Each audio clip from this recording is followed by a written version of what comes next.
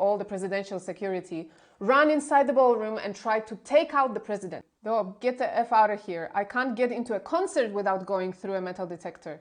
How the F did a shooter get into the building as a president of the United States? Nobody believes. All of a sudden, it just started getting noisy. Tables getting flipped over, guys running in with guns, and they were screaming, "Get down!"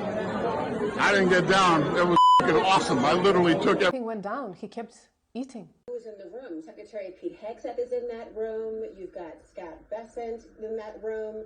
You have Tulsi Gabbard in that room. No idea. He needs to finish. Just helping themselves to wine right after taking selfies. No,